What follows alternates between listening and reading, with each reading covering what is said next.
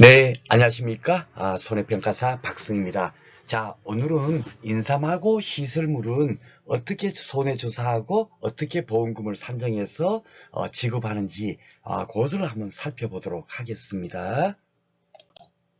자, 먼저 이제 그 인삼을 먼저 한번 살펴보도록 하겠습니다.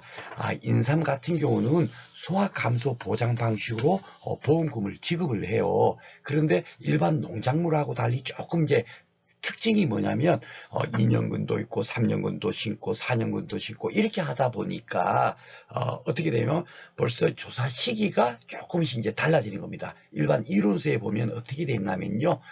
일반 수확 감소 보장 방식은 언제 가서 조사한다 그랬죠? 예, 수확 직전에 가서 조사한다 그랬어요. 그죠? 그래야만이 수확량을 정확하게 산정할 수 있으니까 수확 직전에 가서 조사를 하는데, 여기 지금 잘 봐보시면 사고 조사 났을 때 조사 방법에서 조사 시기는 언제냐면 피해 확인이 가능한 시기라고 돼 있죠. 그죠? 그래서 이 의미가 뭐냐면 인삼은 2년근 수확 시기가 따로 있을 거고 3년근 수확 시기가 따로 있을 거단 말이에요. 그런데 이 인삼 농지에는 2년근도 재배하고 있고 3년근도 재배하고 있고 그러잖아요. 그러니까 조사 시기는 피해 확인이 가능한 시기다. 이렇게 이제 기술되어 있다라고 이해를 하시면 되겠습니다. 이것이 이제 아마 1차 시험에서 한번 시험 문제 나왔어요. 좀 특이하기 때문에. 그죠? 그러니까 그렇게 이해를 하시면 되겠고, 두 번째 그러면 이제 어떻게 피해를 보상해서 지급하는가 그 구조를 살펴보도록 하겠습니다. 수확 감소 보장 방식이니까 당연하게 수확량을 조사해 가지고 어떻게 되죠?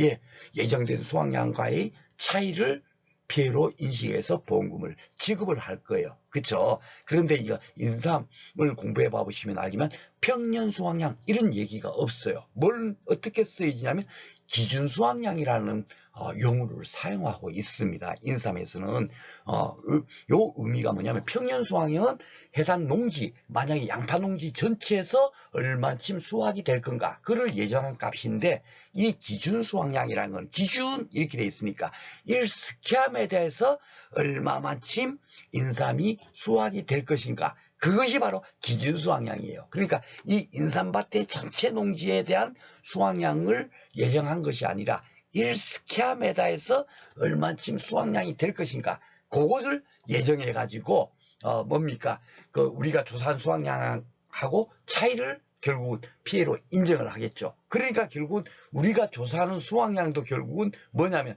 해당 농지 전체에 얼마쯤 인삼이 수확되는가를 조사하는 게 아니고요. 바로 요 기준 수확량하고 차이를 비교해야 되니까 인삼은 스퀘어미터에서 얼마쯤 수확이 됐나, 그거를 조사하러 가는 거예요. 이런 것을 우리가 이해를 해야만이 가서 손해평가를 또 정확하게 할 수 있겠죠. 그죠? 그러니까 가장 특징적인 부분을 여러분께서 정확하게 이렇게 이해를 하시라고 제가 이렇게 강의를 하고 있습니다. 사실 1차 시험에서도 시설물하고 인삼이 그렇게 많은 비중으로 나오지를 않아요. 아직 이런 건 대부분 2차 과목에 뭡니까 아주 중요한 부분이기 때문에 1차 시험에서는 잘 이렇게 내지를 않고 있습니다. 그렇지만 제가 오늘 요 인삼하고 시설물을 하는 것은 처음에 수확 감소를 했잖아요. 수확 감소하고 생산비 보장이 완전히 확인하게 보장 방식이 완전 달랐죠. 그렇죠? 예, 그리고 오늘 공부하는 거는 인삼을 왜 공부를 하게 되냐면 요거 여러분들 딱 어디서 봤죠? 생산비 보장 방식에서 비율을 산정하는 데 봤을 거예요. 그렇죠?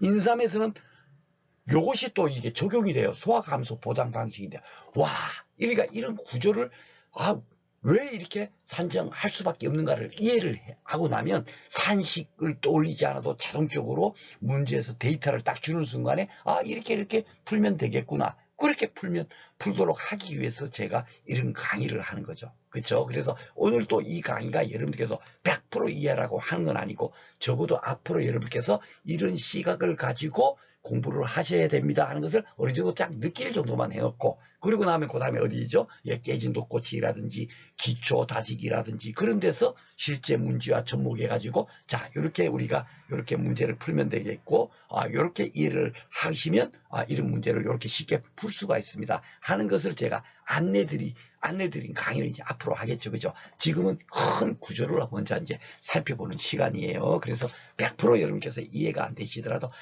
이런 것들을 우리가 생각하면서 공부를 하면 좀 쉽게 접근하겠구나, 그 정도만 깨달으셔도 되겠습니다. 자, 그래서 먼저 이렇게 우리가 그 손해보험에서는 가장 중요한 것이 뭐죠? 보험 가액을 알아야만이 그 다음에 보험 가액을 기준으로 보험을 가입을 하죠. 그렇죠? 그러니까 인삼 같은 경우는 어떻게 보험 가액을 산정하는가 하면은 요 기준 수확량이 주어진단 말이에요. 평년 수확량을 주지 않고. 그렇죠?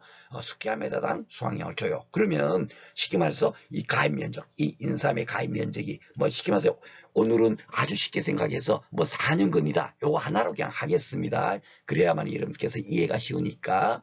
그러니까 4년근이 스퀘어미터당 수확량이 0.70이에요. 여기 아마 우승과 고를 때 이제 요 기준 수확량을 0.7이라고 잡아놨을 겁니다. 이론서에. 그런데 이 4년근의 그 재배하는 면적이 1000스퀘어미터예요. 1스퀘어미터에서 0.7kg이 수확이 된다라고 치면 1000스퀘어미터에서는 얼마가 수확이 되겠어요? 그렇죠. 700kg이 수확이 될 거란 말입니다. 그렇죠?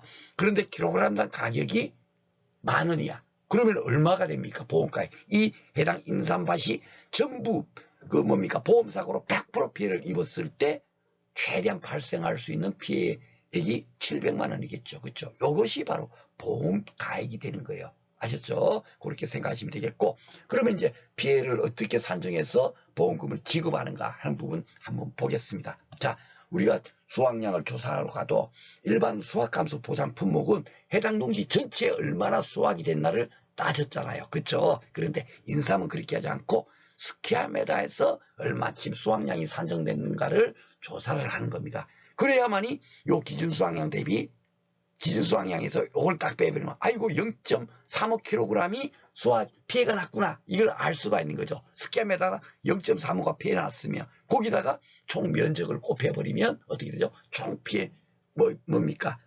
피해량이 나올 거예요. 그렇죠? 네, 그렇게 되는데 중요한 것이 또 뭐냐면 수확감소 보장 품목은 아직도 제가 조사 대상 면적이나 이런 것들을 어떻게 산정하는지는 아직 설명을 안 드렸어요. 그죠? 그것은 2차 과목 처음 이제 공부 시작을 할 때 제가 그런 이제 뭡니까? 그 깨진 독고치기를 통해서도 글을 안내 드렸지만 그런 부분이 이제 거기서부터 이제 한 단계 한 단계 야 수확량을 그러면 어떻게 우리가 가서 조사를 해야 될 것인가 그런 것들을 하나하나 이제 우리가 깨우쳐가면서 공부를 하면 되겠죠. 그런데 중요한 게 인삼은 수확감소 보장 방식인데도 불구하고 조사 대상 면적이 수확감소 보장 방식의 품목하고 달라요. 요 그림 제가 좀 전에도 설명드렸지만 생산비 보장 방식에서는 피해 면적만을 조사 대상 면적에 포함시켜서 그걸 갖고 그 피해 면적 중에서도 표본 권한을 설정해서 거기서 얼마나 피해 났나 그걸 따져보는 거거든요. 그러면은 여기 지금 현재 인삼밭에 가서도 우리가 보험사고 났어야 하면 조사를 갈 때 피해 면적을 딱 산정해가지고 그 피해 면적에서 얼마나 피해 면적이 100% 피해 난 건 아니란 말이에요. 그렇죠? 우리가 생산비 보장에서도 어떻게 되죠? 피해 비율을 곱하기 뭘 했습니까? 손해 정도 비율을 했잖아요. 피해 면적 전부가 피해 난 것이 아니고 그중에서 그 비율, 피해 비율이 어느 정도 되는가를 또다시 우리가 산정해서 같이 곱해줘야만이 최종적으로 생산비 보장 품목의 피해율이 나왔죠. 그렇죠? 그런 것처럼 인삼은 수확량 조사를 하는데 피해 면적 100%가 여기서 인삼이 다 100% 피해되지는 않았을 겁니다. 그죠? 그러니까 이 피해 면적에서 수확량이 얼마인가를 조사하는 거예요. 이 그러니까 정상 면적, 피해나지 않은 면적은 수확량 조사를 안 합니다. 일반 수확감소 보장 품목은 여기서도 당연하게 조사를 하겠죠. 수확량이 당연히 되는 거니까. 그렇죠? 그런데 인삼은 거기서 하질 않아요. 이런 것이 이론서에 없습니다. 그러니까 여러분께서 공부하시는데 막 어렵다 막 하는 거예요. 예, 그러니까 제가 비록 여러분들께서 아직 그 뭡니까 기억력도 아직도 모르는 상태지만 적어도 이런 부분을 탁 던져놔놓고 야 이렇게 공부하면은 이해가 되고 쉽게 뭡니까 계산형 문제를 풀 수가 있습니다. 그것을 제가 안내드리려고 지금 이런 강의를 하는 거죠. 그렇죠? 그러니까 인삼은 이 피해된 면적에서 얼마나 수확이 발생됐는가 그를 조사하거든요. 그러다 보니까 아마 요 뒤에 다음에 제가 그 보험금 산식에서 딱 나올 때 피해율 산식이 어떻게 되냐면 인삼 같은 경우는 1 마이너스 수확량 나누기 기준 수확량 그게 앞에 있어요. 쉽게 말해서 1 마이너스 그건 어디서 봤죠? 생산비 보장에서도 1 마이너스 미보상 비율 그걸 곱해줬죠. 그러니까 1 마이너스 미보상 비율이 10%라면 어떻게 되죠? 1에서 10% 빼면 90%만 남잖아요. 그러니까 앞에서 나온 값에다가 곱하기 0.9를 곱해주는 그런 걸로 사용한다 그랬죠. 그래서 그 1 마이너스 그 산식이 굉장히 많이 다른 데도 적용된다라고 말씀드렸는데, 인삼의 비율 산식도 앞에가 1 마이너스 수확량 나누기 기준 수확량이거든요. 그러면 1 마이너스가 없는 상태에서 수확량 나누기 기준 수확량 하면 어떻게 됩니까?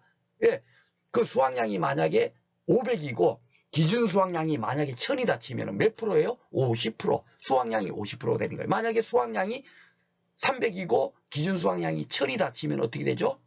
30%. 그렇죠. 수확량이 30%란 얘기는 1 마이너스 해버리면 어떻게 되죠? 수확량이 30%면 1에서 30%를 빼면 그 결과값은 어떻게 되죠? 70%가 나오죠. 결국은 뭐죠? 피해가 얼마인가가 되는 거예요. 1 마이너스 수확량 나누기 기준 수확량. 아셨죠? 그 뒤에 제가 그 산식을 보면서 다시 한번 설명드리겠습니다. 그렇게 해서 피해가 얼마인가를 따지는 겁니다. 피해율 산식이 바로 그거예요. 거기다가 뭐가 있냐면 곱하기 피해 면적 나누기 재배 면적이 딱 뒤에 곱해지는 겁니다. 그 피해 면적 나누기 재배 면적이 의미가 뭐겠어요? 생산비 보장 방식에서는 피해율 산식할 때 피해 비율을 피해 면적 나누기 재배 면적으로 했죠. 제가 계속 그 도표 그리면서 어떻게 했어요? 피해 면적은 300이고 재배 면적이 1000이다. 그러면 피해 비율이 몇 프로? 30%. 300 나누기 1000이니까. 그쵸? 그렇게 한 겁니다. 그러면 인삼도 바로 그 방식을 쓰는 거예요. 왜 그 방식을 씁니까? 오직 피해 면적을 가지고 조사를 하니까. 생산비 보장 방식도 피해 면적만 가지고 조사를 하고요. 인삼도 피해 면적만 가지고 조사를 합니다. 그런데 우리가 통상 85% 되는 수확감소 보상 방식은 피해 면적만 가지고 조사를 하잖아요. 도리어 고사 면적 100% 피해났다, 피해나서 죽었다, 그런 면적들은 도리어 조사된 면적에서 도로 빼버려요. 수확량을 산정하니까. 뭔 얘기인지 알죠? 그러니까 방식이 다른 겁니다. 그러니까 그런 큰 구조를 이해를 해버리면 너무너무 쉽게 이렇게 이해가 되는데, 그걸 모르고 무조건 놓고 그냥 글자 그대로 외우고 하니까 여러분께서 어렵게 생각하시는 거예요. 아셨죠? 그래서 요 것을 구조를 잘 한번 살펴보겠습니다. 그러면 요 값을 갖고 간단하게 살펴볼게요. 기준 수확량이 0.7kg, 스퀘메다 0.7kg 정도. 그러니까 1이 안 돼요. 인삼은 1스퀘메다에서 얼마쯤 인삼이 많이 나오겠어요. 그러니까 0.몇 항상 이렇게 나옵니다. 그러니까 그 계산하다 보면은 거기다 미보상 비율 곱해주고 하면 막 0.00 몇이 나오겠죠. 그러다 보니까 뭐 소수점 몇째까지 구하세요, 이런 식으로 나오고 하니까 사람들이 그 뭡니까 계산하는데 막 지치고 와 어려워 막 이러는 겁니다. 아셨죠? 그런데 그런 큰 틀만 알고 나면 나머지는 충분하게 구할 수가 있습니다. 그래서 여기는 딱딱 떨어지도록 제가 가능하면 했어요. 수확량이 0.7kg 되는 인삼 농지에서 이 보험사고 났어요. 봐보세요. 태풍 불고 막 이래갖고 막 다 쓰러지고 했으니까 인삼도 피해를 입었겠죠? 예. 그래서 조사하러 가봤더니만 스퀘메다당 0.35kg가 수확량이 나온 거예요. 그러면은 결국 피해는 얼마 정도 된 겁니까?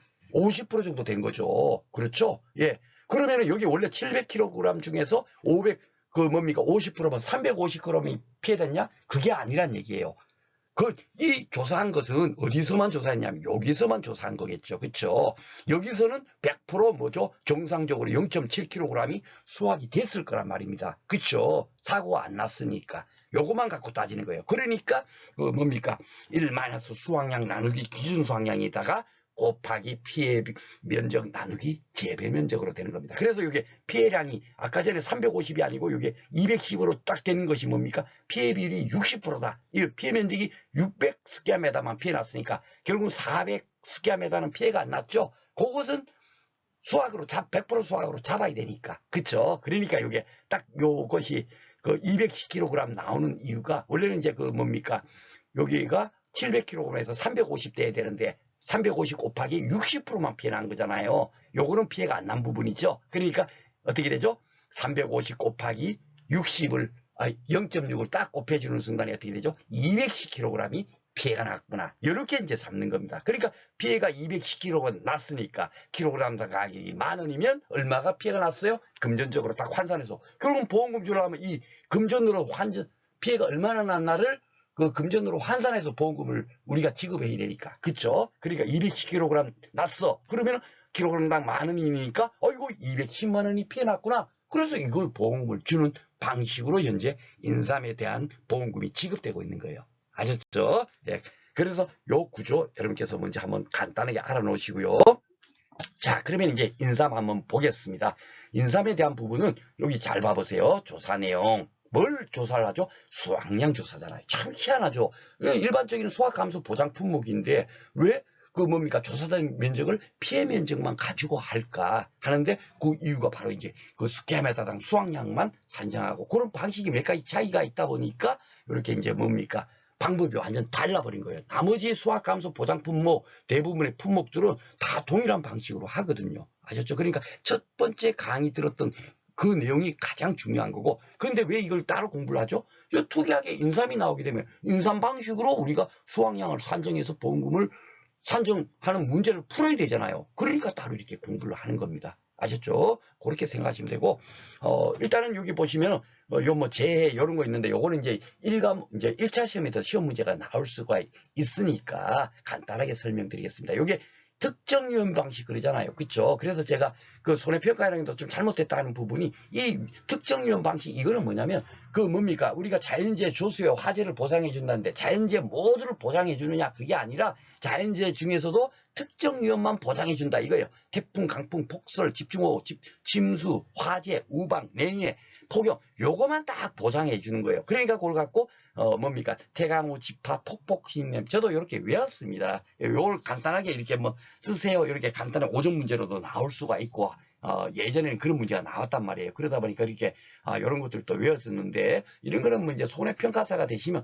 시험 문제 나오든지 안 나오든지 간에 상관없이 우리가 인상 같은 경우 요 경우만 뭡니까 보장을 해준다. 그런 것을 우리가 알아야 되니까 이런 것 정도는 가볍게 알아야 돼요. 요게 어떤 내용이냐면 1과목에서 시험 문제 나오는 거예요. 보상하는 재. 예. 그것이 시험 문제가 1과목에서 보통 이제 5점 문제로 나옵니다. 15점 문제로 계산형 문제로 낼 수가 없으니까. 그렇죠? 예, 그래서 저가전 종합 4가수 같은 경우는 태강호, 지파, 지일가 이렇게 해서 요 부분만 뭡니까? 적과 전에는 종합위험이고 적과 종료 이후에는 태강호, 지파, 지일가 요거만 딱 보장해 주는 거예요. 그러니까 여기도 태강호, 지파 똑같죠. 그러니까 여기 시우라고 제가 태강호, 지파 같이 앞에다 넣고 그 다음에 적정사가수는 지일가에서 지는 지진이고 일은 일서고 가을은 가을 동상이에요. 그러니까 공부 조금만 하고 나면 이렇게 두 문자로 외워도 쉽게 다 떠오르죠. 여기는 폭폭침냉은 뭐냐면 폭설, 폭염, 그죠? 이 폭폭, 침은 침수고 예, 냉은 냉일 거 아닙니까? 그죠? 근데 사실 요 부분도 참 애매한 부분이 있어요. 사실은 이거는 뭐, 이런 까지는 우리가 알 필요는 없지만, 사실 자연재해라고 하면 과연 어디까지가, 뭡니까? 보장이 될 건가? 제가, 일전에 금년에, 재배학 시험에서 벌마늘이 피해가 난 거, 벌마늘 피해가 있거든요. 예, 쉽게 말해서 너무 이렇게 온도가 높거나 너무 이렇게 습도가 많거나 이러다 보면은 벌마늘 피해 마늘이 이렇게 줄기가 여러 줄기가 나오면서 뭡니까 벌마늘이 이렇게처럼 이렇게 생겨버려요. 그렇게 될 때 그것을 자연재해로 인정해서 보험금을 지급할 것인가? 아니다. 그거는 생리장애이기 때문에 보험금을 지급 안 할 것인가? 제가 공부할 때만 하더라도 그럴 때는 뭡니까 자연재해가 아니다라고 보상을 안 해줬단 말이에요. 그러니까 사실 자연재해 그래도 참 막연한 거죠. 그렇죠? 예, 그런 부분이 좀 있습니다. 이 침수라는 건 결국 뭐죠? 집중호우 되면 당연하게 침수가 되겠죠. 그렇죠? 그런데 구태에 이렇게 또 나눌 필요가 뭐가 있는가 이런 생각도 들지만 우리는 일단은 시험을 보는 수험생의 입장에서는 어쩔 수 없이 이런 것을 이제 가볍게나마 알고 있어야 되겠습니다. 그리고 뭡니까 특정위험을 보장해 주는 것이 바로 이제 적중사가수하고 인삼하고 복분자 무화과 나머지는 자연재해 조소의 화재예요. 기본적으로 또 화재를 특약을 가입해야만이 뭡니까 보장해 주는 것이 있는데 그게 비가림 시설, 농업 시설 좀 특이하니까 저는 그런 것들이 시험 문제 나올 것 같아요 해갖고 강의 때도 해서 제가 이제 딱 머릿속에 톡톡톡톡 나오고 하지만 사실 예외적인 거 몇 가지만 딱 외우시면 1과목은 보상하는 재해가 가장 중요한 거야. 무엇을 보상하느냐? 수확량 산정도 중요하지만 더 중요한 거는 보상하는 재해면은 보험금이 나가는 거고 보상하는 재해가 아니면 어떻지만 그 기준이 보상하는 재해가 아니면 어떻게 되죠? 보험금을 지급 안 해도 되잖아요. 보험회사 입장에서는 이것이 가장 중요한 거죠. 그렇죠? 보상하는 재해냐 아니냐. 그러니까 이런 것들이 1과목에서 시험 문제에 나오고 있는 겁니다. 그냥 5점짜리밖에 안 되지만 아셨죠? 그래서 뭡니까 여기서 우리가 특정위험 방식 인삼을 공부하면서 복분자 무화과는 태풍, 강풍, 우박, 태강우 그 앞에 있죠? 태강우 그죠? 요거만 딱 보장해줘요. 나머지는 보장 안 해줘요.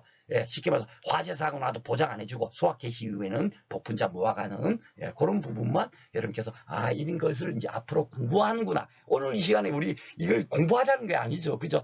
이런 걸 공부하는 거야. 그것만 여러분께서 느끼시면 되세요. 예. 그리고 이 부분은 일단은 이 2차 시험 공부할 때 필요한 건데 일단 오늘은 생략을 하겠습니다. 이 부분까지 하다 보면 너무 이제 또 많은 걸 공부를 하려고 하다 보면 하나도 기억이 안 날 수가 있죠. 그렇죠? 그러니까 특정 인삼은 특정이만 보장해주는 그런 상품이구나. 그거 정도만 딱 기억을 하시면 되겠습니다. 그리고 여기 이제 딱 나왔죠. 여기 봐보세요. 보험금 산식은 똑같죠. 가입금액 곱하기 비율 마이너스 자기부담 비율이에요. 그러니까 가피자 제일 첫 번째 시간에서 제가 소각감소 보장보험금 가피자는 여러분 이거는 자동적으로 여러분께서 암기가 될 겁니다 할 정도로 다 이 산식을 쓰는 거예요. 그죠? 그 배모파당 담배시장 생산비 보장 품목에서도 결국은 이 산식을 그대로 적용해서 썼죠. 그쵸? 예. 그러니까 보험가액으로, 뭡니까? 보험금을 지급하는 품목이 몇 개 되지 않는다 그랬어요. 다 보험가액 금액으로 우리는 보험금을 지급하고 있어요. 그쵸? 그렇기 때문에, 요 공식은 거의 다 씁니다. 과실손해 복분자가도 결국, 지급되는 보험금 뭐냐? 보험가액 금액 곱하기 비율 마이너스 자기부담 비율. 이거예요. 과실손해 보험금도. 지급되는 보험금 산식은 아셨습니까? 그리고 이제 단지 이제 비율이 산식은 다 달라지는 거죠. 그렇죠? 우리가 농업수익 감소 보장보험금의 피해율은 어떻게 되죠? 기실기였고 수확감소 보장에서는 어떻게 되죠? 평수미 병이었고 그리고 지난 시간에 배운 생산비 보장은 어떻게 되죠? 예, 피해 비율 곱하기 손해 정도 비율. 그쵸? 그거였단 말이에요. 그 뒤에 더 붙는 건 있죠. 1 미보상 비율이 있지만 그것은 다 미보상 감수량은 어디는 이제 다 따라오니까 그까지 이제 아셔도 되고 모르셔도 되지만 가장 중요한 것은 피해 비율 곱하기 손해 정도 비율에 딱 이거였었어요. 그죠? 근데 여긴 잘 봐보세요. 피해 면적 나누기 재배 면적이 결국 뭡니까? 요게 생산비 보장에서 말하는 피해 비율이에요. 피해 비율. 그쵸? 예, 피해 비율이 딱 곱해지는 거예요. 그러니까 총 우리가 수확량 조사할 때 피해 면적만 대상으로 하니까 그 면적에서 얼마쯤 수확량이 됐나 그것만 따지니까 그 율을 곱해줘야 되는 거예요. 아셨죠? 그리고 요 앞에 부분은 앞에서도 제가 언급한 게 요 이제 산식이 나와 있죠. 1 수확량 나누기 기준 수확량. 기준 수확량이 만약에 100인데 수확량이 30이야. 그러면 수확이 얼마나 됐어요? 30% 된 거잖아요. 근데 1 30% 하면 어떻게 되죠? 70%가 남죠. 그러면 30%가 수확됐다는 거는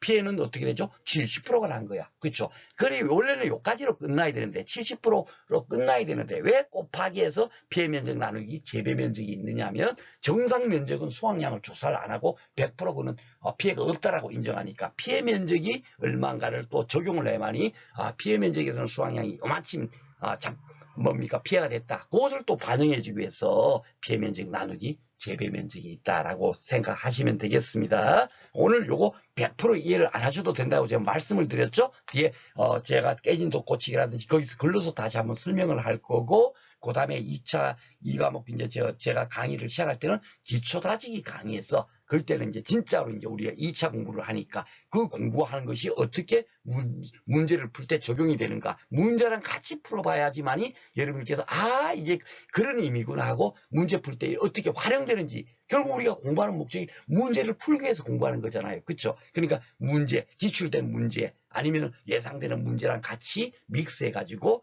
같이 이렇게 풀어볼 수 있도록 그렇게 하겠습니다. 앞으로 이런 걸 공부하는구나. 그 정도. 그리고 이렇게 조금씩 다른 방식이구나. 그 정도가 있다는 정도만 아셔도 오늘 충분하게 뭡니까 시간이 아깝지 않을 거라고 생각이 됩니다.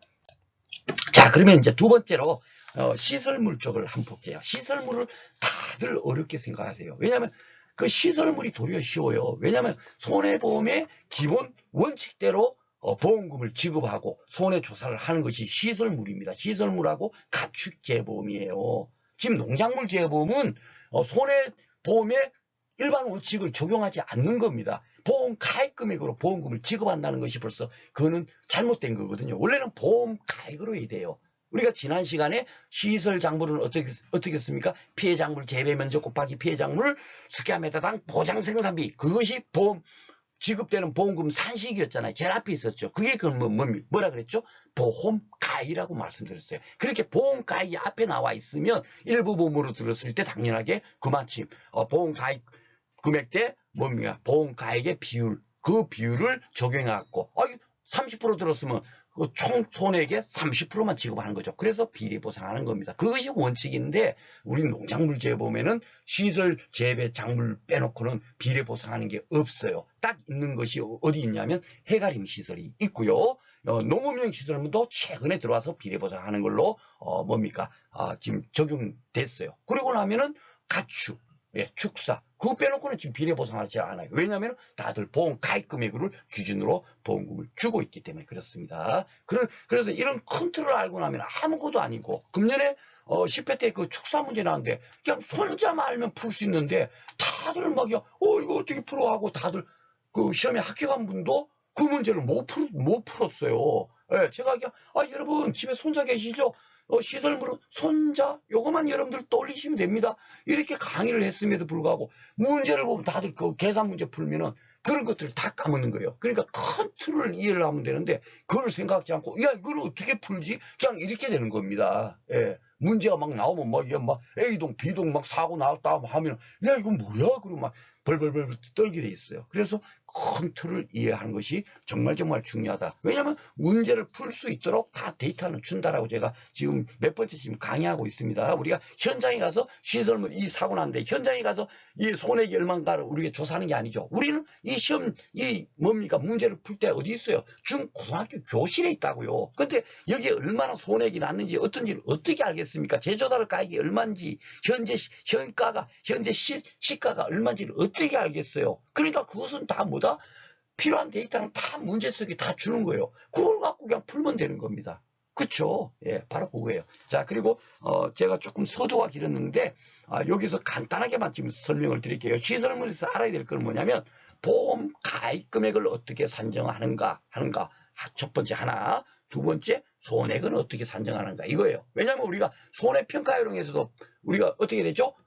농업시설물의 보험 가액 산정과 보험금 산정 방법 해갖고 그 손해평가요령이 나왔잖아요. 그죠? 그래갖고 때와 곳에 가액으로 이렇게 산정하고 때와 곳에 그 가액을 해갖고 보험 손해액을 산정한다. 그렇게 우리가 공부를 했잖아요. 때하고 그죠? 사고 당시 그걸로 우리가 공부를 했습니다. 그죠? 그것이 원래 손해보험의 기본 원칙이에요. 그런데 그 농업시설물 그 사망에 보면 단서가 있었죠. 단서가 뭐였습니까?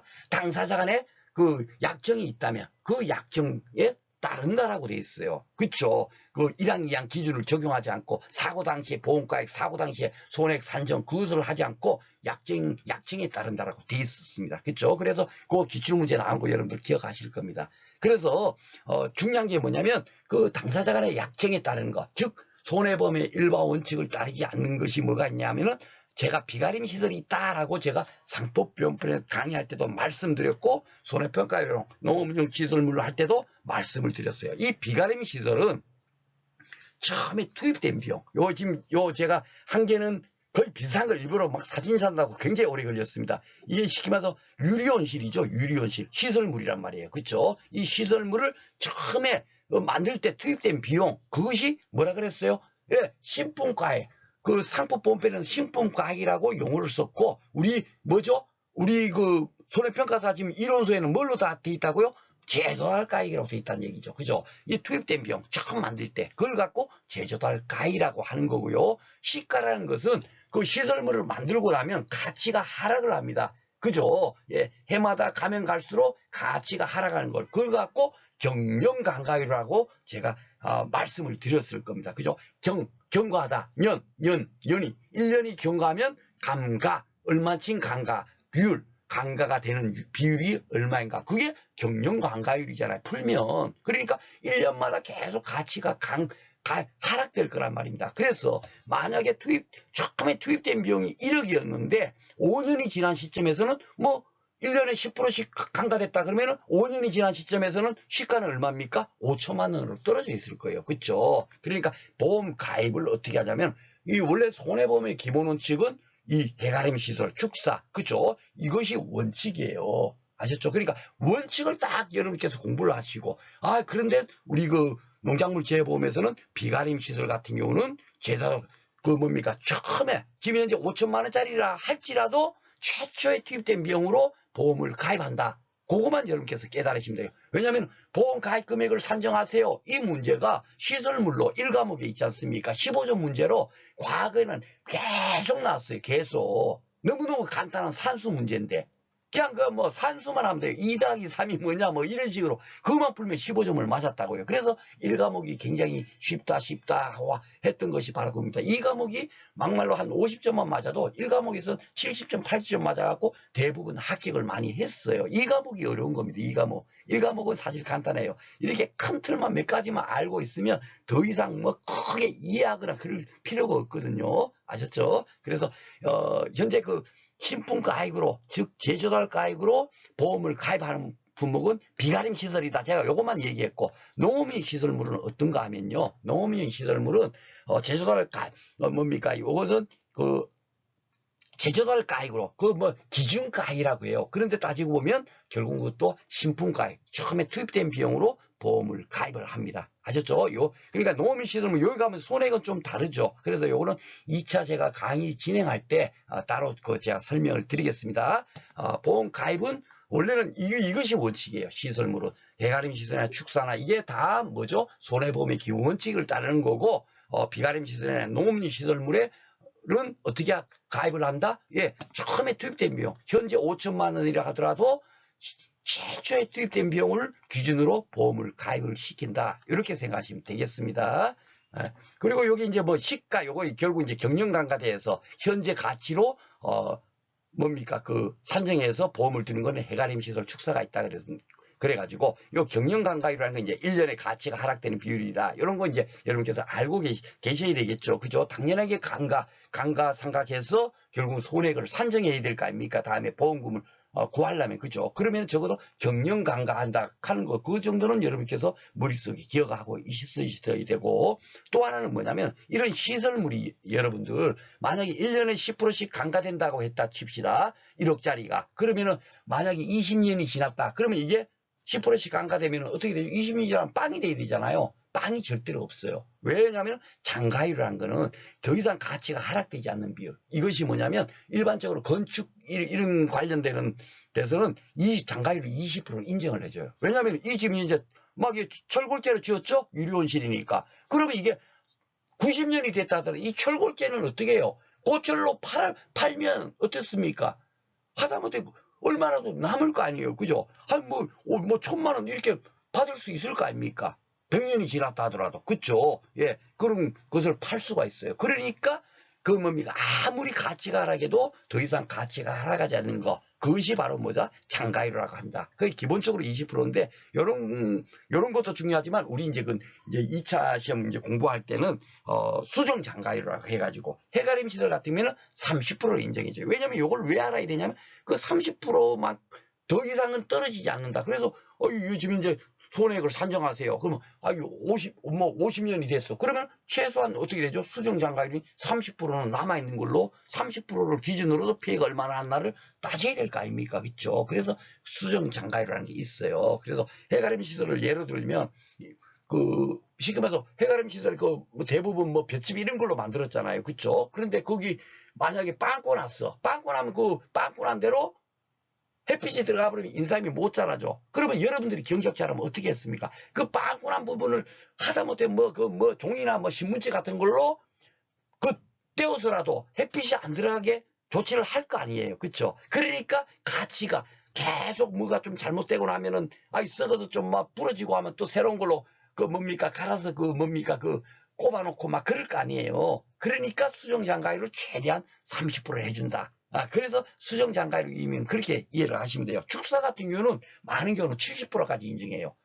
그러니까 아무리 100년, 1000년 되더라도 처음에 투입된 비용이 축사 같은 경우는 1억이라 치면은 100년이 됐다, 200년 됐다 하더라도 7천만 원은 그냥 현재 가치로 인정을 해주는 겁니다. 아무리 경영감가 됐다 하더라도. 그래서 그것을 아는지 모르는지. 감가상각하는 것도 배워야 되지만 수정장가율도 여러분께서 손해액을 산정하는데 꼭 아셔야 돼요. 그래서 그 감가상각하는 거 어떻게 해야 되는가를 다음에 이제 2차 시험 공부할 때 배울 거고, 수정장가율을 적용하는 거, 그까지만 알면 시설물이 보험금 산정하셔야 하는 걸로, 출제가 거의 뭐 1년에 한 번씩 꼭 나와요. 그러니까 여러분들께서 시험 볼 때도 반드시 나온다 생각하고 공부를 해야 되죠. 그런데 꼭 다른 거 없어요. 어떻게 하냐? 제조달 가액으로 적용하냐? 시가로 적용하나? 하는 거. 그리고 시가로 적용한다면 감가상각을 해갖고 어떻게 손해액을 산정하는가. 그것만 알면 그냥 15점 문제를 맞추는 거예요. 더 이상이 없어요. 아셨죠? 예. 그래서 제가 이 그림을 그린 겁니다. 예. 자, 여기 다시 한번 이제 본론으로 돌아와서 제조달 가액이 1억이죠. 그런데 시가가 5천만 원입니다. 그렇죠? 경영감가율이 10%였다 치면은 5년이 지난 현재에서 보험을 가입할 때, 그렇죠? 그렇게 생각하시면 되겠고, 손해액을 한번 볼게요. 이렇게 화재 사고 났어요. 자연재해 조소에 화재를 보장해니까 화재 사고, 보험 사고 맞죠? 이렇게 화재 사고 나갖고 막 이렇게 타버리고 했습니다. 그랬을 때 손해액을 어떻게 산정하는가 하면, 비가림 시설은 최초에 투입된 비용, 이 1억을 기준으로 해갖고 얼마쯤 피해가 났나, 그걸로 산정하면 되는 거고요. 그 해가림 시설하고 축사는 시가, 현재 가치, 즉 뭐죠? 현재 가치 5천만 원이잖아요. 5천만 원 중에서 현재 얼마나가 피해 났나, 그걸 손해액으로 산정하는 거예요. 그쵸? 그렇게 생각하시면 되겠습니다. 요 기준만 여러분께서 정확하게 이해를 하시면 되겠고, 그 다음에 문제 푸는 거는 다음에 실질적인 그 문제를 갖다 놔놓고 우리가 공부를 하면 되겠죠. 그리고 이제 농업운영 시설은 이렇게 두 가지로 나눠져 있죠. 두 가지 방식으로 한다는 게 뭐냐면, 제조달 가액 특약, 그게 이제 아마 저희 시험 본 이후부터 그게 또 이제 바뀌었어요. 약간이. 그전에는 다 농업운영 시설도 똑같이 비가림 시설처럼 제조달 가액으로 손해액을 산정해서 지급을 했는데, 지금은 제조달 가액 특약을 가입하면 요 제조달 가액으로 뭡니까? 손해액을 산정해서 주고, 이게 당연히 좋은 거죠. 그쵸? 왜냐하면 1억을 기준으로 손해액을 산정해서 주는 거니까. 그쵸? 예. 가입자들은 당연히 이게 좋은 거예요. 시가가 좋은 게 아닙니다. 예. 그죠? 예. 이렇게 했는데, 지금은 그걸 바꿔가지고 특약을 가입하지 않으면 시가로 손해액을 산정해서 주는 거예요. 5천만 원을 기준으로 손해액을 산정해서 준다. 5가지만 여러분께서 오늘 기억하시면 되겠습니다. 그리고 시설물에서 공부할 게 굉장히 많다고 하는데, 딱 요거예요. 요거 제가 딱 정리해 놨습니다. 요거만 알면 어떤 문제, 여기 뭐 축사도 있고, 해가림 시설, 농업 시설, 비가림 시설도 다 있죠? 어떻게 보험 가입은 어떻게 하고, 손해액은 어떻게 산정하고, 요거만 딱 공부를 하면 15점 문제, 시설물 15문 문제로 나올 가능성이 뭐 한 80% 이상 되거든요. 요거만 알면 끝나는 겁니다. 아셨죠? 공부할 게 많다는데 그렇게 많지가 않아요. 아셨죠? 그래서 오늘 요 공부할 게 아니고, 제가 이런 것들도 다 만들어서 다음에 이제 그 책에다가 만들어서 제가 여러분들한테 강의 때 지급할 수 있도록 그렇게 하도록 하겠습니다. 자, 그러면 이제 도표에 있는 거 간단하게 이제 살펴보도록 하겠습니다. 오늘 제가 사실 여러분들한테 전달할 사항은 다 전달했어요. 그죠? 우리가 오늘 지금 이렇게 제가 이거 손해평가원에서 손해조사 방법하고 보험금 산정 방법을 강의하는 이유는, 그것을 여러분 지금 당장 모든 것을 100% 이해하라고 하는 게 아니고, 앞으로 우리가 2차 시험에서 공부해야 될 것이 이런 거구나. 그죠? 예, 그리고 그 그런 큰 틀을 알고 난 상태에서, 이거는 이렇게 해서 이렇게 생각하고 공부를 하니까 이해를 할 수 있겠구나. 그거를 알도록 하는 거지, 100% 여러분들 이 도표를 다 이해할 수 있는 건 아니죠. 그쵸? 예, 그런 식으로 생각하시면 되겠습니다. 혹시 제가 이렇게 말로 오늘 하고 또 말 주변도 없어서 잘 못하고 여러분들한테 이해가 안 되도록 지금 할 수도 있겠지만은, 그런 거는 여러분께서 좀 뭐랄까 너무 걱정 안 하셔도 된다. 여러분께서 부족해서 그런 거는 절대로 아니다. 다른 저 또한 마찬가지였어요. 뭐 처음에 얘기하면 뭔 얘기 하는 거야 이 양반하고, 저 또한 그랬으니까. 아셨죠? 그래도 이런 얘기를 한 번이라도 그래도 듣고 난 상태에서 다음에 공부를 그러면 이렇게 하면 되겠구나. 그래도 생각을 해볼 수 있는 그런 시간이 될 수가 있잖아요. 그죠? 그래서 이렇게 강의를 진행하고 있다라고 생각하시면 되겠습니다. 여기 봐보세요. 손해조사 방법 여기 나오죠. 해가림 시설은 감가상각가요. 그렇죠? 요것이 이제 뭐예요? 시가로 계산한다는 얘기예요.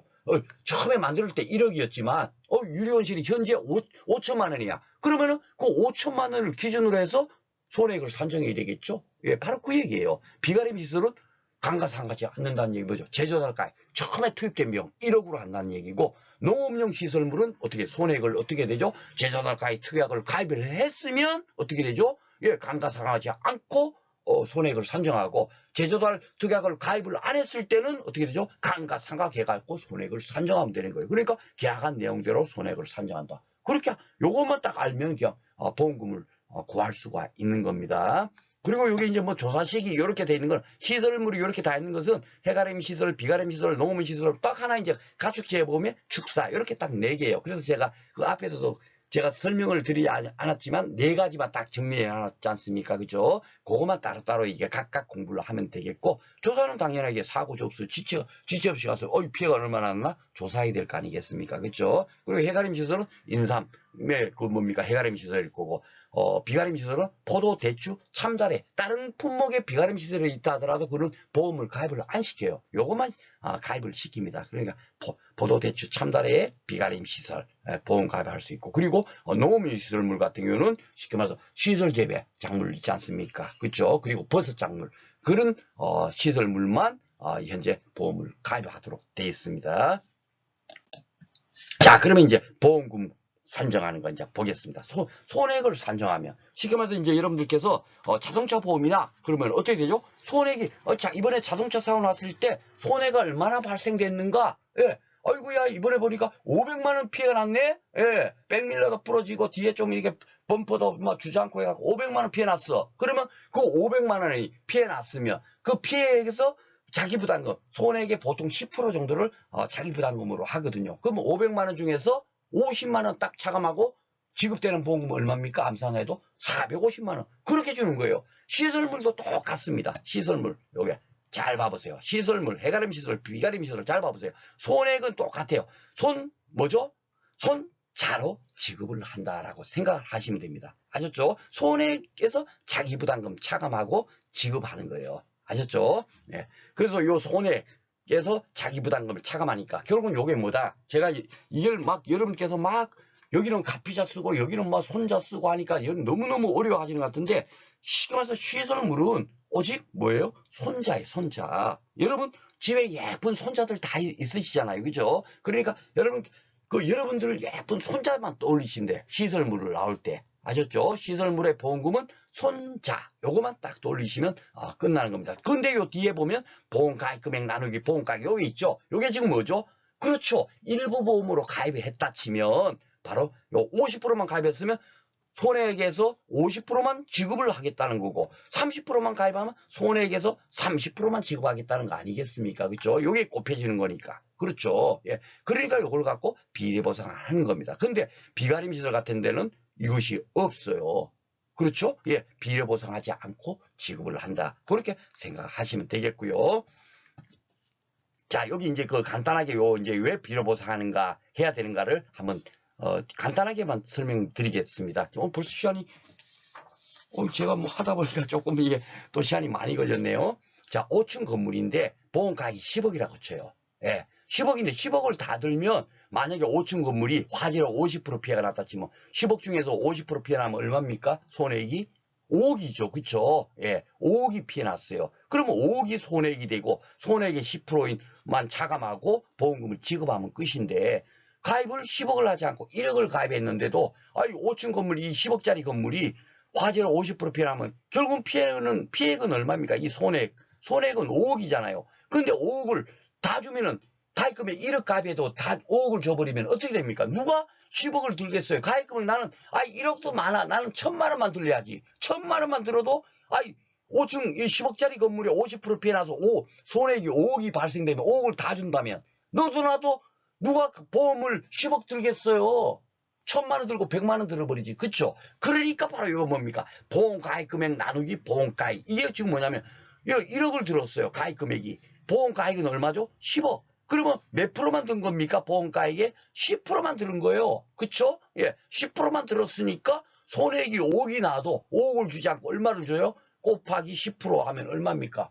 5천만 원. 5천만 원 주는 거예요. 손해액이 5억이 되더라도 10%인 5천만 원 줘야 맞는 거죠. 왜냐면 10억짜리를 1억밖에 안 들었으니까. 그러니까 여기 보험가액 나누기 보험가액 금액 나누기 보험가액이 있는 겁니다. 이게 이제 상법 보험편에서 나온 일부 보험이에요. 그죠? 보험 금액의 보험가액의 비율로 뭡니까? 산정해서 보험금을 지급한다. 그게 이제 일부 보험 법 규정이지 않습니까? 그죠? 바로 그거 하나만 여러분께서 기억을 하시면 되겠습니다. 일부 보험일 때 바로 요 해가림 시설은 비례보상에서 주고 비가림 시설은 그렇게 하지 않고 그냥 손자로 준다. 그죠? 그런데 여기서도 지금 조금 시간이 많아가지고 제가 마음이 좀 급해지는데 손자 할 때 손자도 뭡니까? 우리가 앞에서 봤죠. 어떻게 봤냐면 옥수수 같은 경우는 뭐죠? 손해과 자기 보험 가입 금액 중에서 작은 금액을 먼저 산정한 다음에 그 다음에 자기 부담금을 차감했단 말이에요. 그러니까 어떻게 되죠? 농작물 기회보험은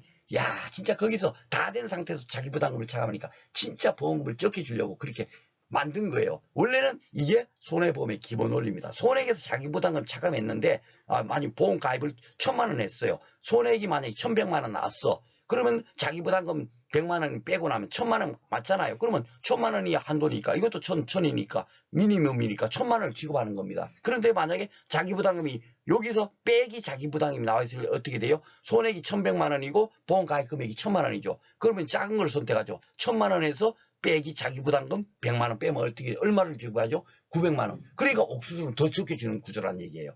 그 구조만 떠올리면서 이것도 이렇게 간단하게나마 여러분께서 이해를 하시면 되겠습니다. 이것도 직접 문제를 가지고 여러분께서 풀어보셔야 진짜 머릿속에 딱 정립이 되는 거고, 단지 옥수수하고 시설물은 그 부분이 좀 차이가 있구나, 자기 부담금을 어디서 차감하는가가 조금 차이가 있구나, 그 정도만 여러분께서 기억하시면 되겠습니다. 그리고 이제 자기 부담금은 이렇게 다 차감을 하잖아요. 비가림 시설이나 뭐죠? 요 해가림 시설에 다 차감을 하죠. 차감을 하는데 그 한도가 얼마인가? 이런 것들을 이제 당연하게 여러분께서 뭐 암기할 게 많다 하는데 이런 것들 보험금과 직접 관련되는 것만 기억하시고 계시면 됩니다. 만약에 손해액이 5천만 원이야.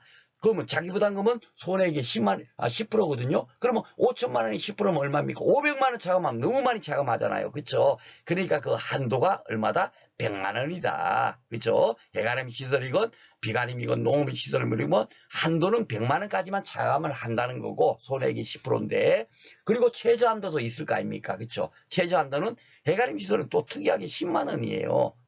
그러니까 비용이 좀 작다 보니까 10만 원부터 이렇게 한도를 적용을 하는 거고, 비가림이나 농협물 같은 경우는 좀 이렇게 그래도 뭡니까? 그 설치 비용이 좀 많이 들어가거든요. 그러니까 최저 자기 부담을 30만 원으로 한다. 여기까지 여러분께서 이렇게 좀 이런 것들도 앞으로 공부해야 되는구나 라는 것까지만 기억하시면 되겠습니다. 자, 그리고 이제 농어민 시설물, 이제 앞에서 이제 해가림하고 비가림 시설물 했고, 농어민 시설물인데, 농어민 시설물도 똑같아요. 손자잖아요. 그쵸? 비례보상 없죠. 그쵸? 그러니까 비례보상이 있는 거는 해가림 시설만 있다. 그것만 딱 기억을 하시면 되겠죠. 그러니까 대부분 농작물 재보험은 손해보험의 기본 원칙을 따르지 않고 하는 겁니다. 그러다 보니까 비례보상을 여기는 왜 하고 여기는 안 하고 막 이것 때문에 어려워하시는 것 같아요. 그래서 큰 틀로 해갖고 제가 정리해 놓은 거 있죠. 그 도표. 그 하나만 다음에 딱 정립해서 공부를 해버리면 딱 끝나는 겁니다. 나머지는 똑같은 거니까. 손잡 하는 건 똑같잖아요. 그쵸? 예. 그렇게 기억을 해주시고, 여기 보면은 특약을 미가입하면은 당연하게 어떻게 되죠? 감가상각해서 손해액을 산정한다. 앞에서 설명한 그 내용입니다. 예, 그죠? 그까지만 여러분께서 기억을 하시고, 요 내용은 뭐냐면, 뭡니까? 손해를 입은 장소 실제로 수리 복구하지 않았다. 그러면은 뭡니까? 제조사가액, 처음에 만들 당시에 가액으로 그대로 지급하면 안 되잖아요. 막 고치지도 않고 있는데, 그럴 때는 감가상각해서 하겠다. 그 얘기입니다. 이거. 그죠? 요런 부분도, 다음에 요런 부분은 뭐 암기하고 이해하고 하는 게 아니에요. 그냥 계산형 문제 풀면서 딱 그대로 매칭해서 다 바로 요 부분이 어떤 거냐 하면서 문제랑 딱 같이 연결해가지고 풀면서 공부를 해버리면 끝나는 겁니다. 오늘도 지금 별로 할 얘기가 그렇게 많지 않을 것 같은데 제가 좀 시간이 좀 많이 걸렸습니다. 죄송합니다. 그리고 뭐 기출문제 몇 문제 나오지 않았으니까 간단하게 풀어보도록 하겠습니다. 자, 인삼 해가림 시설 나왔죠. 예, 보험금을 과세요 했어요. 해가림 시설 보험금 뭐라 그랬죠? 여러분 집에 예쁜 손자 계시죠? 손자? 그러면 끝나는 겁니다. 손자에다가 뭐죠? 해가림 시설이니까 비례보상. 그죠? 손자 비례보상. 그거만 하면 끝나는 거예요. 농어민 시설물이나 뭐죠? 비가림 시설은 비례보상 안 한다 그랬죠. 오직 비례보상하는 거는 해가림 시설, 축사, 딸랑 2개입니다. 아셨죠? 예, 그러면 손자 비례보상 그거만 기억하시고 한번 보겠습니다. 손해액 나왔죠? 예, 자기부담금 나왔죠. 손해액에서 자기부담금 차감하면은 원래는 400만 원을 지급해야 되는데 딱 보니까 보험가액은 1000만 원인데 아까 제가 말한 거죠. 10억짜리를 1억만 가입했는데 그 손해액을 그대로 다 주면 돼, 안 돼? 안 된다 그랬죠. 그죠? 그러니까 이게 비례보상하는 거예요. 그죠? 몇 프로만 들었습니까? 암산 그냥 눈으로 봐도 아 이거 80% 들었네? 그러면은 어떻게 돼요? 400만 원에 80%만 주면 되잖아요. 보험금으로. 48에 얼마요? 320만 원. 그러면 여기 320만 원 되는 겁니다. 그쵸? 요렇게 간단하게 풀 수 있는 거예요. 근데 이것도 제가 여기 쫙 문제 적어 놓은 게 여러분들이 눈치를 당연히 못 챌 겁니다. 제가 앞에서 자기부담금을 어떻게 했습니까? 손해액의 10%, 그죠? 그리고 해가림 시설 같으면 최저한도 10%, 최저한도 10만 원, 최고한도 100만 원. 그까지 우리가 공부를 했잖아요. 근데 여기 봐보세요. 손해액이 500만 원이면 손해액의 10%면 얼마입니까? 그렇죠. 50만 원이에요. 50만 원이 10만 원과 100만 원 사이에 있죠. 그러니까 그대로 50만 원 차감하는 게 맞는 거죠. 근데 문제가 100만 원으로 나왔습니다. 출제원께서 그런 것들도 생각하지 않고 이렇게 문제를 내는 거예요. 뭔지 아시죠? 이게 1차 시험이다 보니까 이게 오류가 안 나, 뭐 오류 문제를 하지 않고 그냥 대충 넘어갔는데 이게 2차 문제를 이런 걸 낸다는 이런 경우가 출제위원들이 막 이런 문제를 막 내는 거예요. 그러다 보니까 이게 어떤 때 문제 오류가 돼갖고 전원 정답 처리해갖고 다 만점 주고 막 그러다 보니까 합격자 수가 막 기하급 수저로 늘어나기도 하고 막 그랬죠. 그렇죠? 그러니까 출제원들이 수준, 뭐랄까, 현재 그 출제하는 수준도 알아야만이 우리가, 이분들이 수준이 이 정도니까 우리가 거기에 맞춰서 문제 나올 걸 예상해서 공부를 할 수가 있죠. 그렇죠? 예. 그것 또한 제가 앞으로 그렇게 뭡니까? 다 그 파악을 해가지고, 여러분들 그 현실에 맞춰서 막 무작정 이것도 공부하세요. 저것도 공부하시오. 그렇게 할 수가 없습니다. 진짜 필요한 부분, 예측된 부분을 갖고 정확하게 우리가 딱 꿰쳐갖고 공부를 한다면, 충분하게, 시험이, 2차 시험 공부가 그렇게 양이 많거나 그러지 않아요. 단지, 중요한 것은 뭐냐, 이해는 하고 있어야 된다. 데이터는 다 주니까, 그걸 이해해서, 뭡니까? 이해해서 적용하는 그것만 여러분께서 딱 꿰차고 있어버리면 어떤 문제가 나도 쉽게 풀 수가 있는 거죠. 자, 하여튼 요 여담이고, 그쵸? 이렇게 잘못된 건 이제 보이시죠? 손해액이 10%인데, 그쵸? 예. 그러니까 이게 막 이게 아무 생각 없이 하다 보면 이런 걸 뭐 그냥 놓치고 이렇게 출제원들도 자, 그러면 이번에는 그 8에 나왔던 문제네요. 인삼의 보험금을 구하는 거. 그 문제가 나왔는데, 굉장히 간단합니다. 인삼보험금도 다 뭐라 그랬죠? 가피자 공식을 쓴다 그랬어요. 그죠? 예. 그래서 가입금액 나와 있죠? 예. 그 다음에 피해율 나와 있죠. 자기부담비율 나와 있으면 가피자 공식 대입하면 1000만원. 피해율이 50%, 자기부담비율 20%면 1000만 원에 몇 프로만 곱해주면 되죠? 30%. 그러면 300만 원. 이렇게 간단하게 문제가 출제되고 있습니다. 근데 여러분께서 이제 2차 시험 공부할 때는 어떤 부분을 공부해야 되겠어요? 요 피해를 구하는 거, 그렇죠? 피해를 구해야 되는데 피해율이 결국 뭐죠? 예. 피해율은 1 수확량 나누기 기준 수확량 곱하기 피해 면적 나누기 재배 면적이었잖아요. 그렇죠? 그러니까 결국 피해 면적도 문제에서 줄 거고 재배 면적도 문제에서 줄 겁니다. 왜냐하면 우리는 현장에 가 있지 않고 중고등학교 교실에 있으니까 피해 면적이 얼마인지 재배 면적이 얼마인지를 모른단 말이에요. 당연히 문제에서 줘요. 오직 하나 뭡니까? 기준 수확량도 미리 정해진 수확량이니까 스퀘어미터당 수확량이니까 당연히 문제에서 줄 거고 결국 뭐죠? 예. 조사 수확량, 스퀘어미터당 수확량이 얼마인가 그것만 구하면 피해율이 그냥 자동적으로 나오는 거잖아요. 그죠? 그러니까 2차 시험에서 공부할 내용이 결국은 뭐다? 수확량이 얼마인가 그걸 구하는 거구나. 그죠? 인삼 또한 똑같은 겁니다. 아셨죠? 그러니까 수확량을 구하기 위해서 필요한 지식을 공부한다. 그렇게 생각하시면 되겠습니다.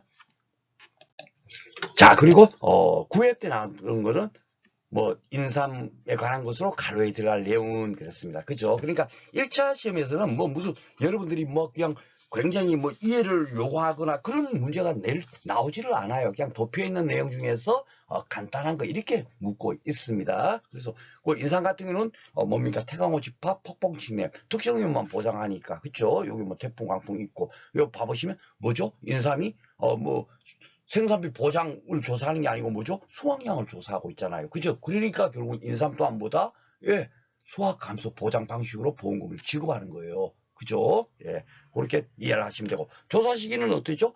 수확감소 포장 품목은 수확 직전에 가서 조사를 할 텐데, 인삼은 그게 아니다. 2년근도 심어져 있고 3년근도 심어져 있고 4년근도 심어져 있으니까 각각 수확기가 다르니까 어떻게 된다고요? 그 뭡니까? 연근별로 피해 확인이 가능한 시기에 가서 조사를 하는 겁니다. 2년근, 3년근, 4년근이 다 피해됐다면 2년근이 수확이 가능한 시기에 가서 수확량을 조사할 거고 3년근이 수확이 가능한 시기에 가서 조사를 할 거고 그렇게 한다는 얘기예요. 보험사고 한 번 났다 하더라도 뭔 얘기인지 아시죠? 수확량을 조사해야 되는 거니까. 그쵸? 그렇게 이해를 하시면 되겠습니다. 그러다 보니까 그걸 갖고 어떻게 하면 좋겠는가 하다 보니까 이제 그 이론서를 만들거나 약관을 만들거나 하는 분들께서 피해 확인이 가능한 시기 이렇게 이제 그 정리를 해 놓은 거예요. 그것이 이제 시험 문제 나온 겁니다. 요거는 인삼밖에 없기 때문에 여러분들도 쉽게 이해하시리라고 생각이 됩니다. 자, 이렇게 해서 오늘 이제 그 인삼까지 이제 있고, 이제 인삼하고 시설물에 대해서 손해조사하거나 보험금 산정을 어떻게 하는 거 이제 배워봤고요. 다음 시간부터는 1차 시험에도 좀 그래도 1차 시험에서 두세 문제 나오는데 그 중에 한 문제가 뭐냐면 재보험금 문제가 나오고요. 또 한 문제는 저가순조합 문제가 나와요. 그러니까 다음 시간하고 다다음 시간에가 이제 1차 시험에도 출제되는 문제가 많이 있을 거예요. 그것도 풀어볼 거고 중요한 게 다음 시간에는 무슨 이해하거나 구조를 이해하거나 이런 것이 전혀 없습니다. 어제가 하나 뭐냐면 보험금과 관련돼서 어떻게 보험금이 지급되는가, 그 지급 조건이 뭔가, 그걸 공부를 하신 거고, 그러면 그 지급 조건에 해당되면 보험금을 줘야 되잖아요. 그럼 보험금 산식이 어떤가, 그 두 가지만 공부하면 끝나는 겁니다. 근데 이것이 1차 시험에도 한 문제씩 나오지만 2차 시험에도 5점에서 15점 문제로 반드시 100% 출제가 됩니다. 그러니까 요것만 공부해도 또 2차 시험에서 5점에서 15점을 획득을 하는 거예요. 시설물도 거의 15점짜리로 문제로 나올 가능성이 70% 정도 되거든요. 오늘 공부한 내용. 인삼을 같이 이렇게 공부한 이유는 해가림 시설과 같이 연결해갖고 15점 문제로도 낼 수 있으니까. 그래서 제가 같이 곁들여서 강의를 진행한 거고, 지지난 시간에 공부한 생산비 보장도 최근에 15점 문제 반드시 출제되고 있고, 첫 번째 시간에 공부한 수확감소 보장 방식도 반드시 논작물, 밭작물로 해서 15점 문제 꼭 한 문제가 나오거든요. 거기다가 뭡니까 농업 수익 감소 보장 방식으로 또 뭡니까 15점 문제가 거의 그것도 80% 정도가 꼭 나와요. 1회부터 10회까지 농업 수익 감소 보장 방식으로 보험금 산정하셔야 하는 문제가 7번이나 나왔습니다. 10회 동안에. 그러면 그 적어도 그 수확 감소 보장 방식 그것만 알아도 걸고 15점짜리 두 개. 그럼 공부할 내용이 그렇게 많지가 않다는 얘기예요. 뭔 얘기인지 아시죠? 그리고 그 다음 시간에 배울 저가전 종합에서도 한 문제 정도 나오고, 그러니까 계속 그것이 돌아가면서 이제 나오다가 어떤데 한 문제가 거기서 덜 나오면 다른 데서 한 문제가 나오고, 이제 큰 틀로 따지면 바로 그렇게 해서 제가 강의를 진행하고 있는 거예요. 6강 나눈 이유가 바로 그겁니다. 그 중에서 6개가 돌아가면서 한 문제가 빠지고 나머지 5개가 15점으로 세팅돼서 나오거나, 아니면 다 나오면서도 그 나머지 한 개는 5점짜리로도 나올 수 있잖아요. 그렇죠? 그런 식으로도 나오는 거예요. 그러니까 큰 틀을 공부한다라고 생각하시면 되겠습니다. 자, 오늘도 공부하시느라고 수고 많으셨습니다.